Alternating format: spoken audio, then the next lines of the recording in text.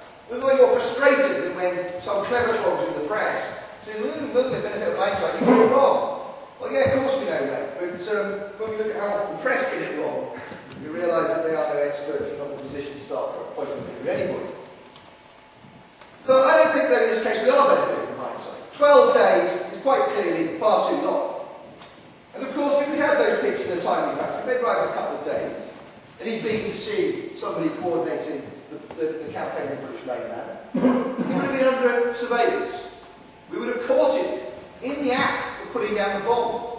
We would possibly even have caught him going to the arms cache in which he got the Semtex to make the bomb. And you can, of course, take this to other people who may have been involved in putting bombs down on the British mainland. And we lost all of that intelligence because this was not passed on in a timely enough fashion. Now, all that's bad enough. Mistakes happen, we can accept that. But then I thought, well, I've got to find out why this has happened, because nobody in management seems to want to do anything about this, as was usually MI5. MI5 has a very, very bureaucratic civil service mentality in which no one wants to take responsibility for anything. So I challenged them. I actually found out that they had a little van. They used to go and collect the secure material from the Scottish special branches. And they used to go up once every 2 weeks. And they thought, oh, this would be a good way. It can respect the special branch. The van can just pop in on this operation and pick up the pictures there as well. But of course, was it when he went out once every 2 weeks? That's why it took 12 days for these pictures to get through. Now that in itself sounds surreal enough. But it got worse because nobody seemed to want to correct it, even though they now identified the reason. And bearing in mind, this is 1993, this is the age of the infant internet, when pics are passed also over newspaper wires. So the excuse, the technology was there to pass things on very quickly. But nobody in MI5 again seemed to want to do anything, even though we now identified the problem. So I wrote a brief that was going to go outside the service. The first addressee of the brief is Her Majesty the Queen. The second addressee was the Prime Minister, the third the Foreign Secretary. So I get the people who matter, basically. And I decided in that brief I was going to tell the truth about this 12-day delay because I couldn't stand MI5 covering it up anymore. So I wrote a brief, all the dates were accurate, gave an accurate impression of what had happened. But once the brief had gone out to service, it was copied back to me. And strangely enough, my boss